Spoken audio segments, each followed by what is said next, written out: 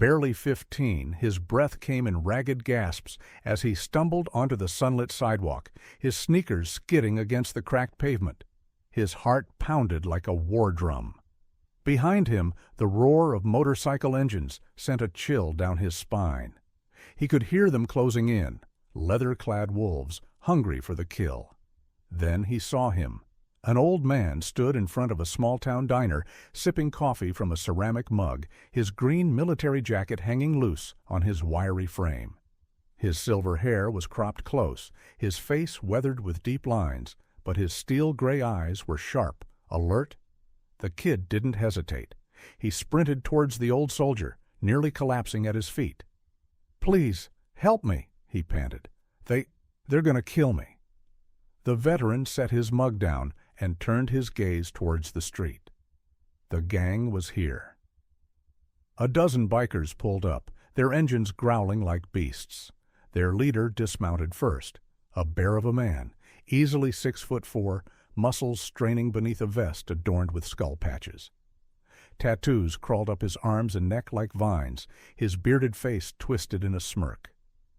"Step aside, old man," he sneered, his voice a low rumble. "This ain't your fight?" The veteran didn't move. His posture was calm, almost casual, but there was something in his stance, an unshakable presence that made the gang hesitate.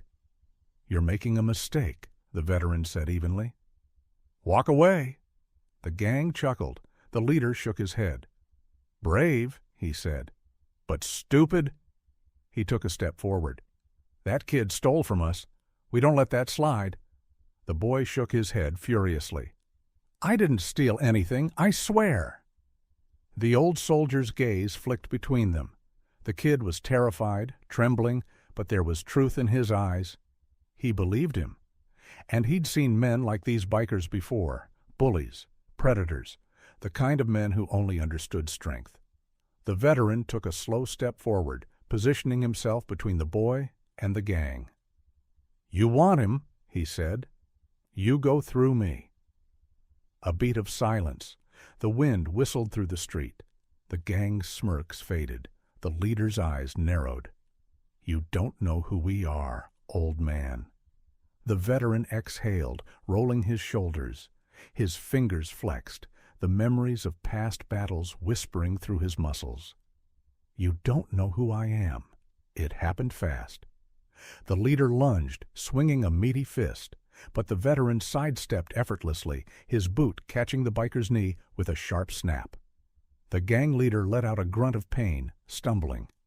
Then the old man was on him. A brutal elbow to the jaw sent the biker reeling, and before he could recover, a precise strike to the throat had him gasping for air. The gang reacted, surging forward like a wave. The veteran moved with a precision honed by years of war. He ducked a swing from a second biker, twisting his attacker's arm until a sickening pop echoed through the street. Another lunged with a chain, only to be sent sprawling by a swift kick to the ribs. They weren't fighters. Not really. Just thugs who relied on intimidation. And against a man who had faced death on the battlefield, they were nothing. Within minutes, half of them were groaning on the ground, clutching broken noses and bruised ribs. The rest hesitated, their confidence shaken. The leader staggered to his feet, wiping blood from his split lip. His eyes burned with fury. "You just made the worst mistake of your life," he turned to his men. "Let's go." The gang retreated, revving their bikes before disappearing down the road. But the veteran knew it wasn't over. That night, they came back. The first sign was the low growl of engines circling the diner. Then came the sound of glass shattering. Flames erupted as a Molotov cocktail smashed against the side of the building, fire licking at the wood. The veteran had been waiting. He ushered the diner's cook and the few remaining customers out the back, making sure the kid was safe. Then he grabbed his old rifle from his truck and stepped outside. The gang stood in the street, their faces illuminated by firelight. The leader grinned. "Told you this wasn't over." The veteran lifted his rifle, aiming it squarely at the man's chest. "You have one chance to leave, Take it." The gang laughed. One of them pulled a gun. A single shot rang out. The biker's weapon flew from his hand, clattering to the pavement. He screamed, clutching his wrist. The veteran didn't miss.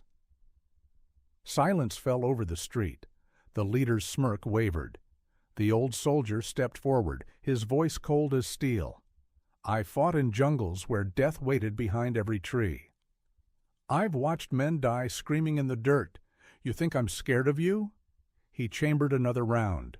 "Leave! Now!" The gang hesitated. Then, one by one, they turned their bikes and rode away. The leader lingered, his fists clenching and unclenching. Finally, he spat on the ground and followed his men into the night. The fire was put out before it spread.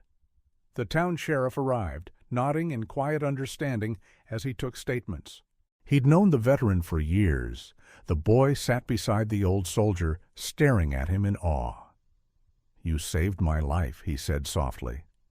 The veteran glanced down at him, then reached into his pocket, pulling out a worn dog tag. He pressed it into the kid's palm. "Keep this," he said. "Someday you'll do the same for someone else." Tears welled in the boy's eyes as he clutched the metal tight. The sun rose over the diner, casting golden light over the street where the battle had been fought. And as the veteran sipped his coffee, he knew one thing for sure. Some wars never truly end, but some warriors never stop fighting.